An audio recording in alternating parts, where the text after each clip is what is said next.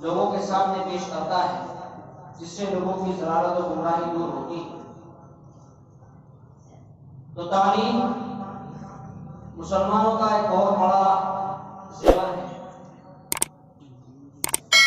اسلام کا سب سے پہلا سبق تعلیم سے شروع ہوتا ہے۔ اقرأ بسم ربک الذی خلق، پڑھیے آپ اپنے رب کے نام سے پڑھیے۔ بس اور ایک بہت عجیب بات یہ ہے کہ پڑھنے کے سلسلے میں کسی قسم کی کوئی قید نہیں لگائی گئی ہے۔ ایسا نہیں ہے کہ ہم مسلمان ہیں تو ہمارے لیے ہندی نہیں، ہم مسلمان ہیں تو ہم انگریزی نہیں پڑھ سکتے، ہم مسلمان ہیں تو ہم سنسکرت نہیں پڑھ سکتے۔ دنیا میں جتنے بھی علوم ہیں آپ سب کو پڑھیے، سب کو پڑھنے کی تعلیم ہے۔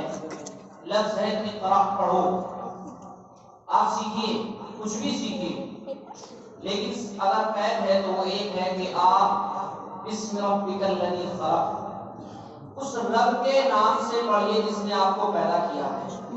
آپ کچھ بھی چیز سیکھ رہے ہوں تو آپ کو یہ بات یاد رکھنی پڑے گی کہ مجھے پیدا کرنے والا کوئی ہے، اس کا مجھ پر حق ہے۔ ایسا نہیں ہے کہ آپ لاوارث ہیں۔ آپ انگریزی پڑھیں، آپ ہندی پڑھیں، آپ سنسکرت پڑھیں، آپ اردو پڑھیں، آپ فارسی پڑھیں، کچھ بھی پڑھیں، کیسا بھی علم حاصل کریں، دنیا کا کوئی سا بھی فن آپ حاصل کریں، تو آپ کو سب سے پہلے جو چیز یاد رکھنی ہے وہ یہ ہے کہ مجھے کسی نے پیدا کیا، پیدا کرنے والا اللہ ہے، اس کا مجھ پر بھی کچھ حق ہے۔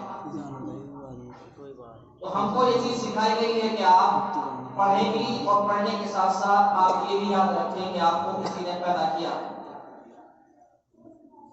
ہمارے اوپر اب یہ ذمہ داری بنتی ہے کہ ہم پڑھیں،